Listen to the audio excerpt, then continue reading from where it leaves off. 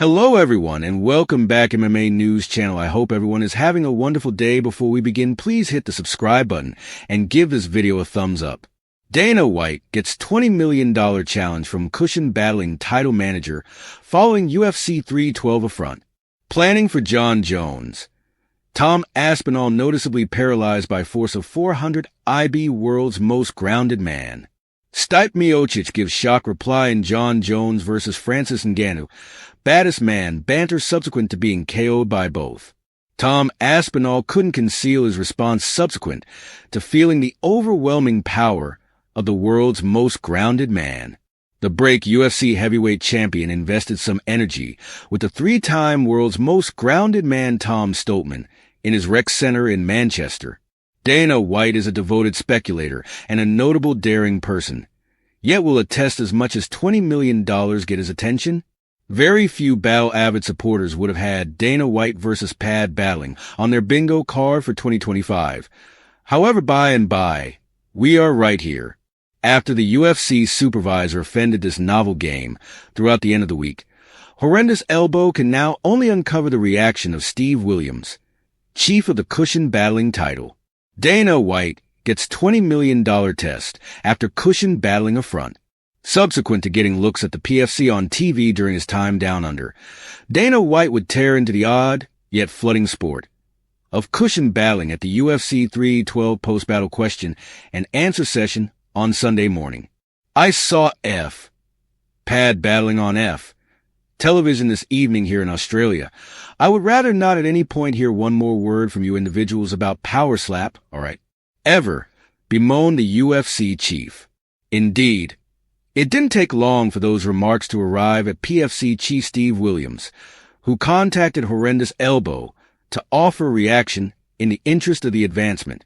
Dear Dana, all of your past, present, and future UFC warriors began first as Cushion contenders, including you. Pad battling is all essential for growing up. Offense protection, focusing on scoring, cardio guideline. Incredible Cushion warriors make extraordinary UFC champions. Try not to despise on PFC. We're really one of your preparation accomplices. We'll likewise be a lucrative home for future UFC contenders and previous winners who get in the PFC rings. Since you began this fairly hilarious disregard, how about you allow me an opportunity to complete it? Williams would then offer a test as much as $20 million. Basically, the PFC manager believes White should put his cash where his head is. Aspinall has imparted the octagon to the absolute hardest men on earth during his time in the UFC.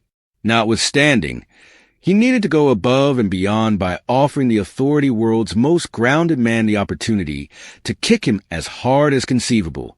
Stoltman is an incredible 6 feet 8 inches and tips the scales at more than 400 pounds, 180 kilograms. So it's nothing unexpected that his leg kick constrained a response from the UFC star. Truth be told, Aspinall even conceded in the quick consequence of the kick that his leg went dead for a couple of moments. The two men concluded it was really smart to kick every other's legs, as they went from 10% power the entire way to 100%. Clearly, I'm a somewhat large person by my own doing, yet there's somewhat of a size inconsistency. Aspinall said prior to experiencing the fury of Stoltman. The pair then exchanged leg kicks with 10% power, and Aspinall realized straight away what was to come as he saw Stoltman's weighty legs. Next was 20%, and Stoltman overdid it with his next, as Aspinall articulated. I believe that is more than 20. You can feel the distinction in that, Stoltman said when he felt the force of Aspinall at 40%.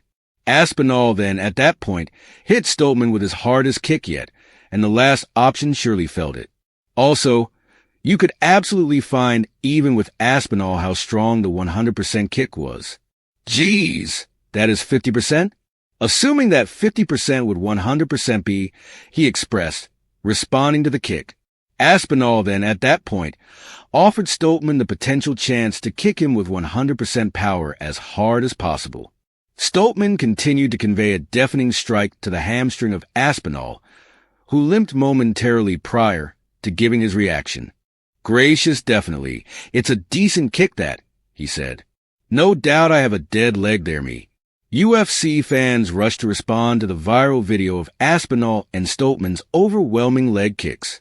One took to Instagram and expressed, "Planning for Jon Jones' leg kicks," while one more added, "Ooh, that is a decent leg kick that." Aspinall has lost recently once in the UFC since getting paperwork done for Dana White's advancement in 2020. In any case, that misfortune came when he tore his MCL only 15 seconds into a battle with Curtis Blaydes back in July 2022 in London. Aspinall got break heavyweight status by taking out Sergey Pavlovich at UFC 295 a little more than 1 year after the fact, prior to getting payback against Blaydes at UFC Manchester in July. The 31-year-old has completed everything except one of his adversaries in the main round, and has the briefest typical battle time in the UFC, with 2 minutes and 2 seconds in the UFC. The Wigan man has been persistently standing by to bind together the heavyweight division by battling MMA symbol Jon Jones. The two men are set to conflict this mid-year in what might be one of the greatest UFC battles ever, albeit nothing has been authoritatively affirmed at this point. The greatest battle in the heavyweight division some way or another moved away from battle fans in January of 2023. At the point when Jon Jones at last advanced up to the UFC's heavyweight division, everyone's desired man to see him battle headed out in different directions from the advancement. Francis Ngannou cleared the title, which was subsequently won by Jones at UFC 285, preceding marking with the PFL and venturing into the universe of boxing. Just two men have imparted the enclosure to both Jones and Ngannou, with Stipe Miocic confronting the Hunter on two events, having had his retirement battle against Bones this previous November.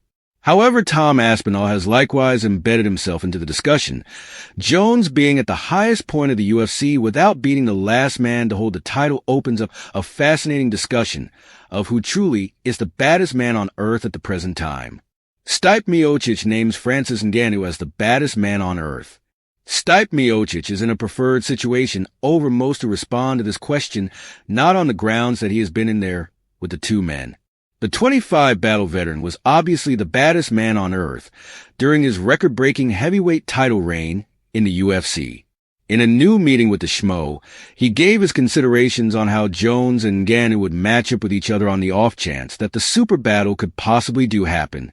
"Well, Francis, he has extraordinary power," Miocic made sense of. "Furthermore, he's getting better every battle. With Jones, he's great. Truly outstanding ever on the off chance that not the best ever. He's brilliant. Genuine precarious, yet with Francis, he generally accompanies a decent blueprint, yet in addition he has roar in his clenched hands, so that is an extreme battle. I figured John would stay away. He'd get along nicely. Get him to the cold earth, however, assuming Francis associates all over. At the point when asked who he accepts as meriting the baddest man on earth title at the present time, Miocic casted a ballot against the last rival of his vocation. I would go Francis on the grounds that he's doing perfect, and with his boxing, I would go with Francis. Stipe Miocic is an immense piece of Francis Ngannou's profession. Beside a misfortune in his subsequent expert battle and the peculiar challenge that was his impasse with Derek Lewis, the main man to truly best a hazardous Francis Ngannou was Stipe Miocic. The safeguarding heavyweight champion broke the record for sequential title protections in the division when he convincingly beat Ngannou at UFC 220.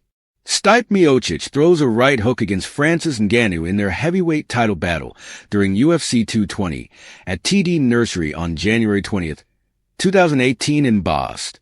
Photographed by Mike Laurie/Getty Pictures. Following his loss to Lewis the accompanying battle, the Hunter went on a retribution visit, winning 4 battles in the principal round to book a rematch with Miocic, where he brought the top dog's subsequent title rule to a crashing end. The 42-year-old fireman might be resigned, however, it can't be failed to remember that before there was a discussion about Jones and Ngannou, Miocic was the most elite by some edge.